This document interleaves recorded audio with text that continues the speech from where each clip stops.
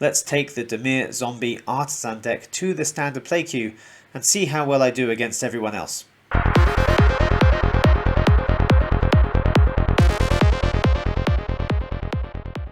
Welcome back to Game School Dad with me, Martin. Today we're trying out the Zombie Dimir Artisan deck in the standard play queue. I've made a couple of changes to the deck. I've just taken out one Unhallowed Phalanx, one Ghoulish Procession, and replacing with 2 cut downs, just so we have a little bit more removal, and bearing in mind we have a few different things like the Felstinger that will drain a bit of our life, and we have the Infernal Grasp will drain some of our life. We don't have great blockers if we have lots of zombie tokens, so we're just putting a couple more cut downs in there just to get rid of some early threats. So it's a slight difference from the video I posted yesterday with the 7 different budget decks. But let's see how this version goes. Obviously you can swap things in and out. If you find it needs more of something, change it around, add some more things in. We're going to see how it does today in the standard play queue as it is with this version. And we have to remember that I'm going to be playing against basically anyone with any deck. Now the way the matchmaking works in the standard play queue, it gives you a rank based on your account, so based on how long you've been playing, what your normal win rate is, and it gives you a rank based on the strength of the deck that you're using. Now I don't know if it works specifically on the rarity of the cards, but somehow they give you a rating based on the deck that you're using. So I'm hoping that the standard play queue is going to be kind to us, the matchmaker is going to be kind to us. We're not going to be against everyone who's copying Shield Reds and reanimating Flesh Gorgers. We're going to see how well we do with this deck in the standard play queue. I'm going to play 10 games. You won't see all of them. I'll pick out the highlights for you, and at the end I will show you the stats of how I did with the 10 games with this deck. Alright, let's get started. So I'm just editing the video now, and I thought I'd just jump in to say that this video doesn't quite go as planned, and you'll see what I mean very soon. I think I got quite unlucky with the matchups, especially because of the way the matchmaking system works. It put me up against people with every rare and mythic in the game, and I didn't do quite as well as I thought I would do. But it's also a very small sample size. Just doing 10 matches, you can easily get a losing streak of like 7 games, even if you're playing like the biggest, best deck there is. But it's important to me to not to fake this, so it would be very easy to just keep playing until I get 5 wins in a row and just say, hey, we've got 5 wins. So it's important to me not to do that. So you're getting the raw, unedited version, funnily enough. So we're going to leave it as it is, and you can have a laugh with me at the deck that didn't quite work out how I intended. But try it yourself and let me know what you think. It might work out a lot better for you than it did for me. Anyway, back to it. Okay, we've only got 2 lands to start with, and we're going second. Oh, 3 lands, okay. Might not be too bad then.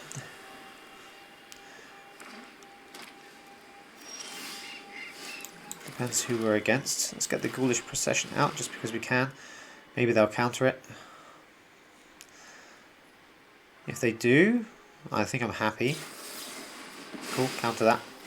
So I wonder who we're against. We have blue and white.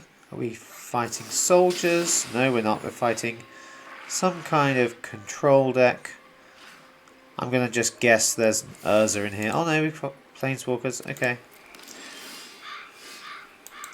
Right, so we want to go with... go on the offensive, I guess. Don't want to sacrifice. We got black as well. Okay.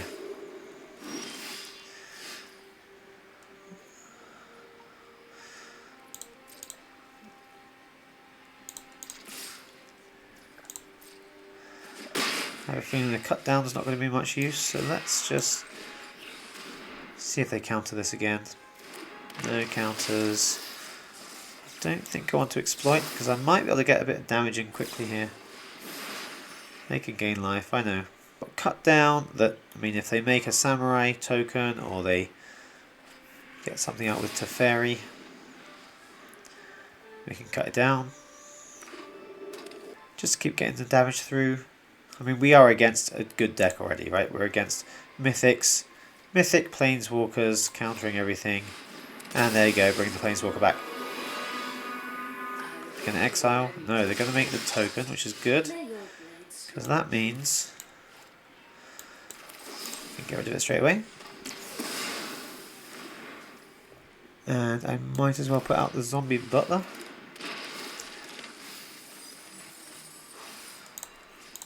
Goodbye, Wandering Emperor, and do some damage. Now the question here isn't can we win. The question is how much of a fight can we put up without any rares or mythics against every rare and mythic in the game. The matchmaker has not been as kind to us as it could have been. Okay, so if I get out Arch Ghoul, Shieldred has Death Touch, but so do I. So will they block? No, too scared to block. Perfect. Okay. We're going to gain some life. We're doing 6 damage. They're gaining 2. We really need one of those Infernal Grasps. We really need to get rid of Shieldred. Because all this drawing cards is going to keep them gaining life too fast. Although we do have a Phalanx and we have a Catapult fodder. We can't quite flip the Catapult fodder yet. But if we could get those two out and had another one with toughness greater than its power, we could do 13 damage to something directly. But this is silly. There's no way we're going to beat Shieldred to fairies. Nice to see a familiar face.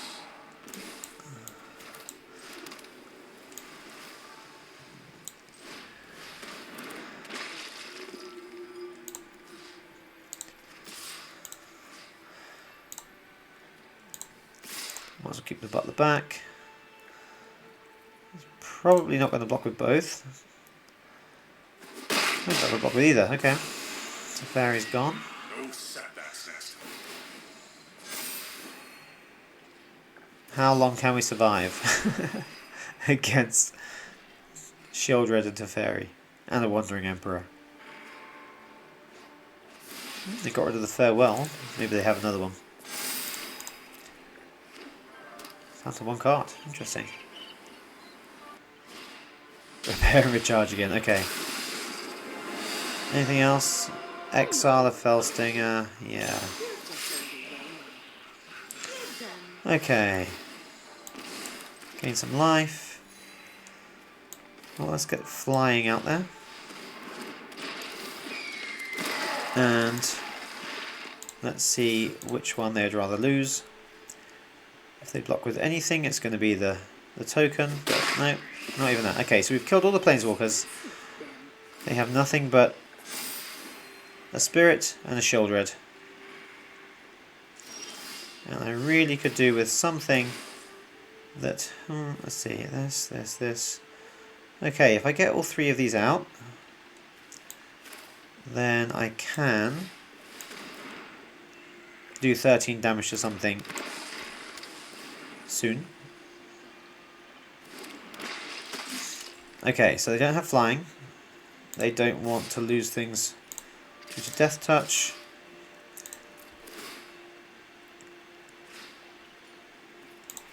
What else do we have there? Abomination. I don't mind that dying for me to have a look at 2 other cards. Get rid of the land. And reveal the Catapult fodder. Okay. You never know, we might get somewhere with this. We're going to keep gaining land. We can kill Shieldred.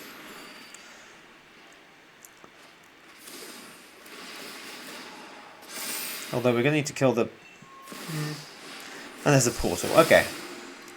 So, let's sacrifice the butler. I don't really want to sacrifice the other ones. Well, of course I don't want to. Catapult, maybe my only chance. Fellstinger. Okay, let's see what else we can bring back. Let's bring back another Falcon. Let's put that in the graveyard. Let's get that. Okay, and let's get that as well. And let's get that as well. I want that. So I'm going to let that come into my hand next. I'm not going to take 9 damage, so let's just... Okay. Problem with the portal is that we kill the Sheoldred and it comes back next turn. So there's no point in killing Sheoldred. The only one that's worth killing is the Spirit. And then we've got 3. So we can do the catapult thing. But again, we can only kill Sheoldred. We can't.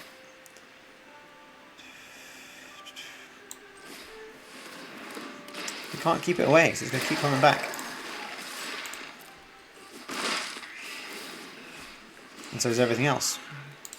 What else do they have? And my creatures, of course they do. Okay.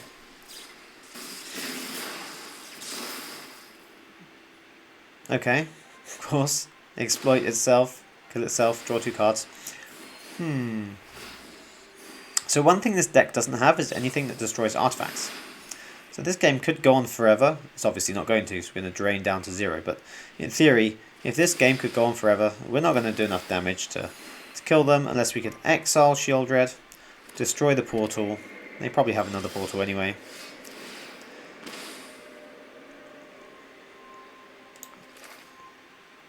So look, we can do as much damage as we can.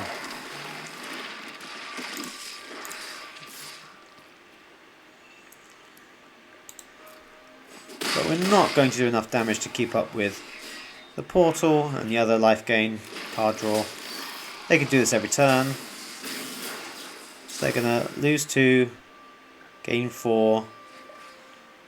They gain another 1 for drawing anyway, so they're going to get 4 life every turn. Although we can do 9 each turn with this. They have too many card draw things. If I could beat this deck with some zombie tokens, I'd be very proud of this deck.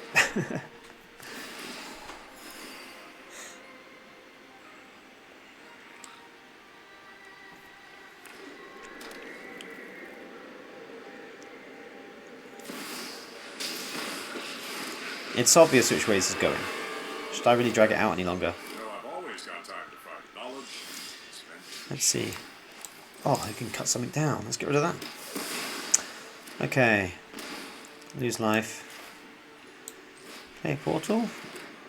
Play portal. Play catapult. So we can kill Teferi. Not that it matters. In fact, let's not do it that way. And it really doesn't matter, because we're not going to win this.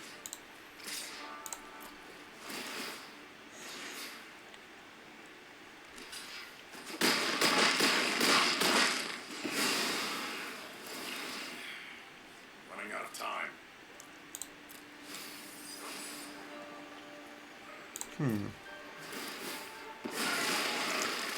So whenever a non-token creature dies... Oh, let's just put that in the graveyard. Another Infernal Grasp. And there's the Fellstinger again. Well, we're keeping them around 30 life. Which might not sound like much, but considering what I'm up against... Mythic, mythic, mythic, mythic. Oh look, a mythic. What, oh look, another mythic. How many mythics can you fit in a deck? Well, I have a feeling that the game's over.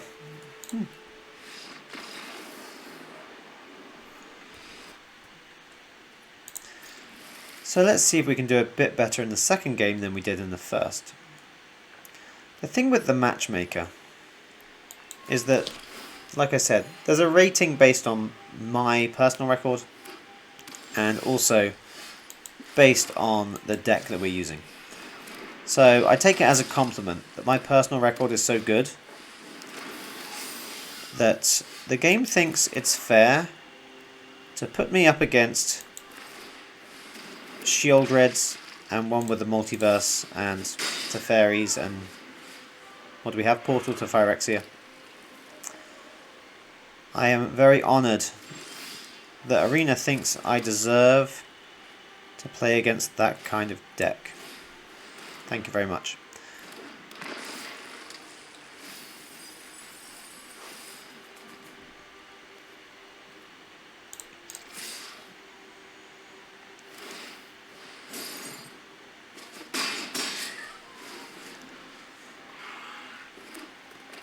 What are these people doing? We have red, but it's not mono red aggro. What's going on?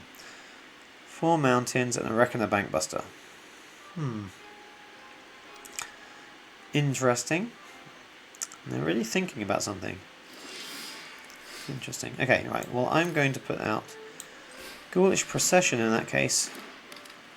Because I have a feeling they want to kill my creatures. And if they're going to kill my creatures, I want to get tokens back for it. What do they have? So Kenzen, 1/1 spirits, kill the butler. I just block the damage, okay.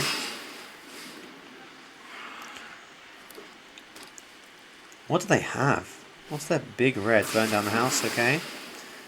Well, get myself a token at least. It's not much. And do I want Unhallowed Priest? Well,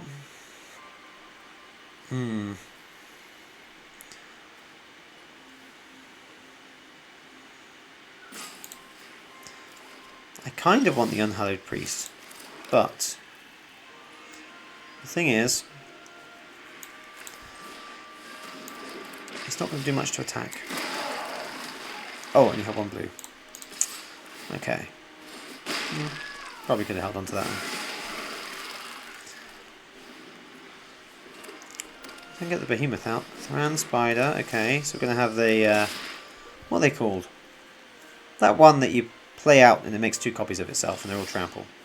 That fun one. Okay. 4, 5, 6. Only 1 blue still. In that case, I need a big creature, I think.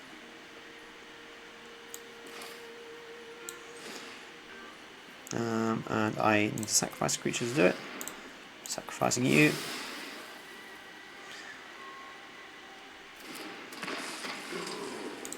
Okay. We're getting pretty close. That has reach. Why do I never read the cards? Oh well, got a token back for it. When you never read the cards.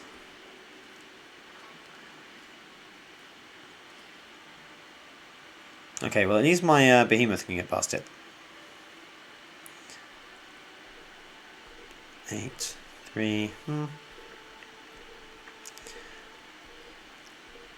If they can't kill it, I'm going to guess they can't kill it, or they would have done.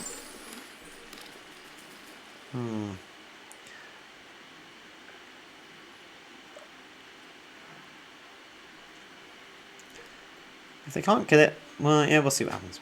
I think we might be able to win with this one. Again, what are we up against? Rare, rare, rare, rare.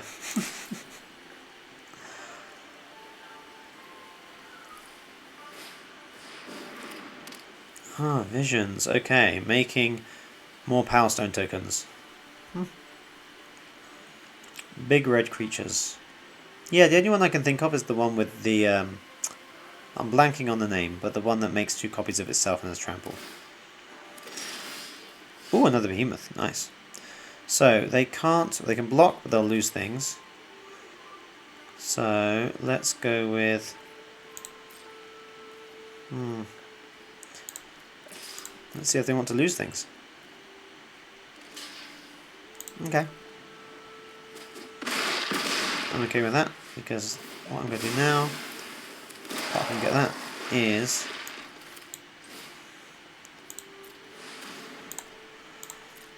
Now I have 2 of them. Now what are you going to do? Another Thran Spider, you can play that if you like. 2/7/6 tramples, no, 2/7/6 menaces. What are you going to do about that? My commons invoke Calamity. Okay. What do you have? Burn down the house. It's not going to do it. It's not enough. What are you hoping to do? Oops. Could have made the 1/1s. Although, couldn't block enough. Okay.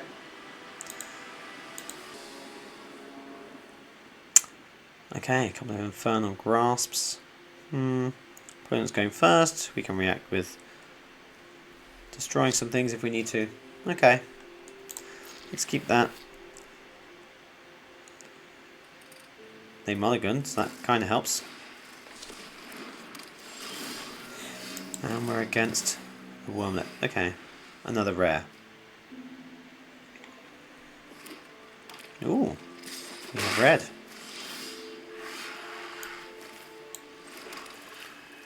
Okay, well let's not murder it yet. Let's confuse them a bit.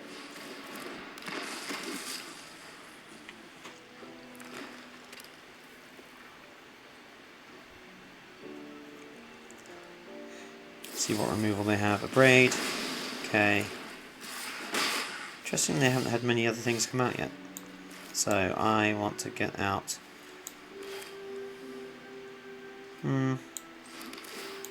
Let's do that just to get the butler out.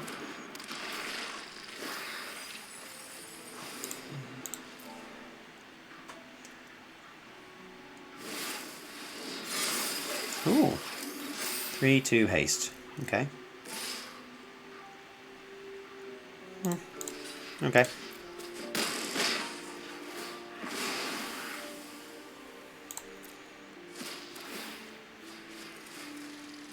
Let's take a death touch.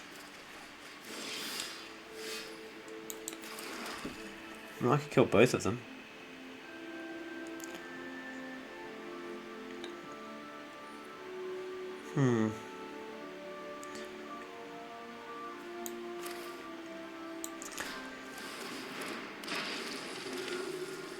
Let's try with the Archghoul first, because we can do 3 damage. I mean, they could kill it.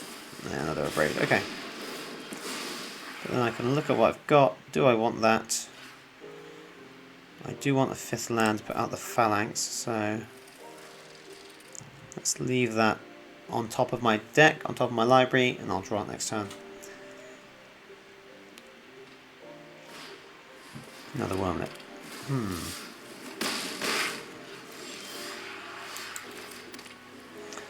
So, 1/3.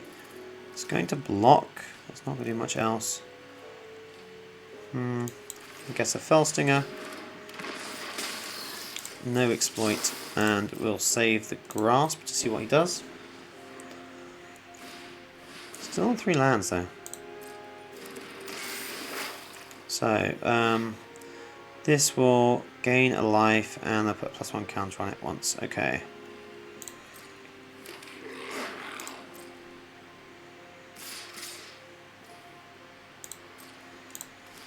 Well, let's get rid of that. And let's get rid of that as well.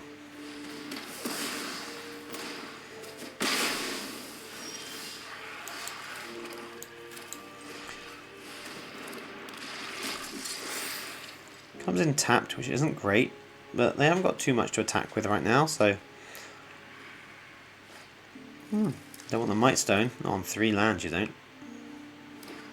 4 lands. Surely they can't kill a 13 defense, gain life. It's now 2/2. Now they've got enough for a Might Stone, but they can't kill it with a -5, so draw 2 cards.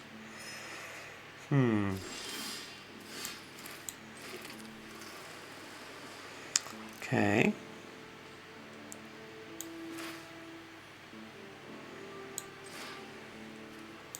Let's pay the extra. No attack. What do you do with a 7/6? Copy the wormlet. Copy the goblin. What would you copy? Unless they have a portal to Phyrexia, which they might do. Which they really might do. I don't know what they're going to do. They get Death Touch from that. Death Touch is a pain when I'm on such low life.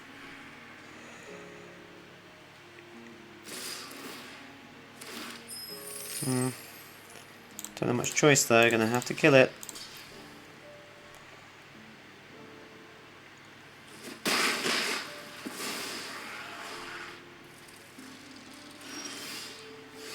Well, that's better than nothing. And I think going to have to just kill this now.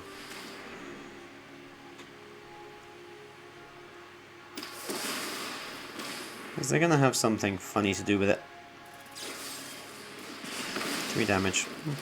Okay.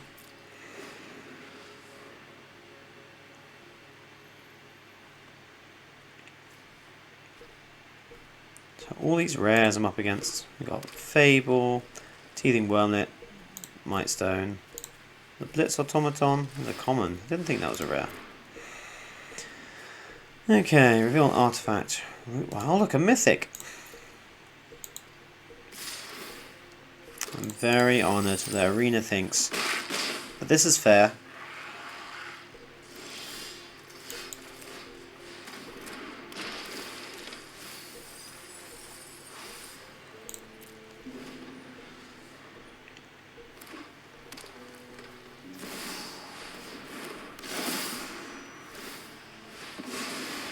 I can guarantee, if you're a newer player, and you are... Why is this a 15-15? Oh my goodness, really? If you're a newer player, and you're using a deck like this, a budget deck, an artisan deck, you will not be playing against people with every mythic and rare in the whole game coming out at once. Because that wouldn't be fair.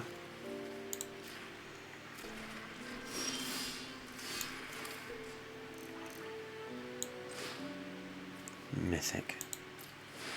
Oh no, mythic. That's a mythic. No, the golem's not mythic. No. Well, this was fun. I'm not going to do much against a 15-15. There's the Skitter Beam. That's the one I was thinking of earlier. Okay. Well, that was fun.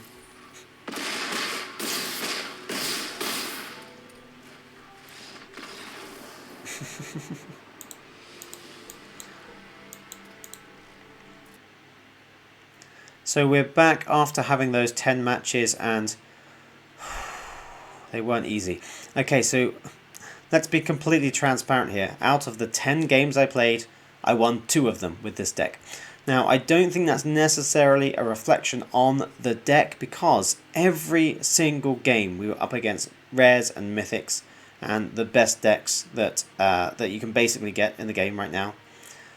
And like I said at the beginning, but I just feel like I need to maybe repeat this.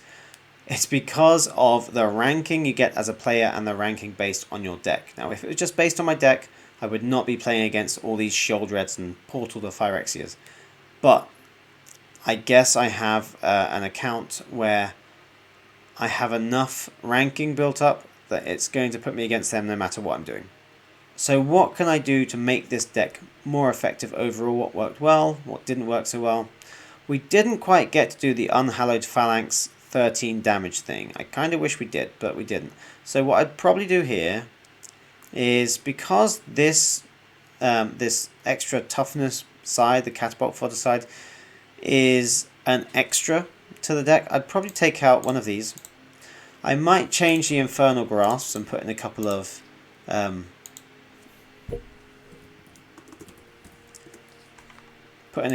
for the Throats. Or 3 Go for the Throats. It definitely needs more removal in the deck. And that is an uncommon as well, so we're not breaking the rules here. We don't have any rares or mythics yet. So that's what I'd probably do. We need to get more removal. We definitely were against some big creatures that needed to be taken down. And things like Sheoldreds. We can take things out with Infernal Grasp, but we're losing life by doing that. And we're losing life if we use Felstinger. And because we have lots of zombie tokens that can't block, we're not doing a great job of blocking as well.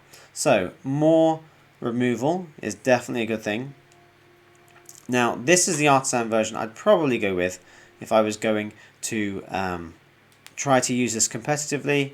I would go with it. If you're a new player, it's going to work much better for you than it does for me in terms of the matchups you have. And now, the last thing I want to do is see what we would add to this and what we would change if this was going to become not Artisan, but still budget friendly. So maybe add a few rares or mythics in and see what we can do with the deck if we make it a little bit stronger. Okay, so I've gone through my collection. I've taken a few cards out of the deck and I've added in some rares and mythics. Not very many, but just a few to basically build up the deck a little bit stronger. we've taken out the catapult, fodder, and the unhallowed phalanx. We've taken out the ghoulish procession as well. So we don't have any of those going on right now in the deck, but we do have these. We have 4 copies of Champion of the Perished, a 1/1 zombie that whenever another zombie enters the battlefield under our control, we put a +1/+1 counter on Champion of the Perished. So they can trigger each other, they're not legendary.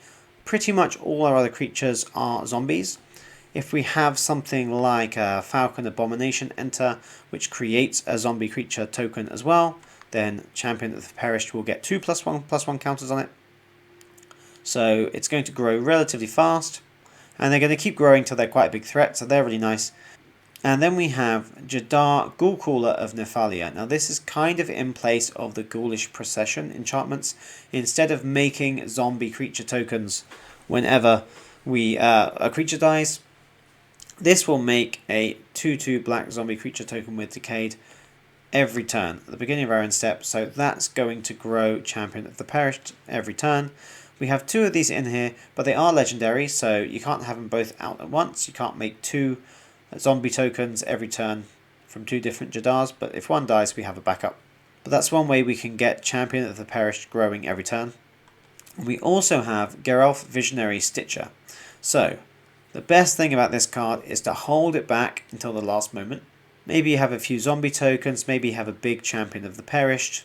Maybe you also have a more corrupt behemoth out. It's a 7/6 menace. We put out Geralf and it makes all zombies we control have flying. So we can have a whole army of zombies that suddenly just jumps above the opponent's creatures. Maybe they have lots of blockers out, jumps above all of them and hits them all with flying.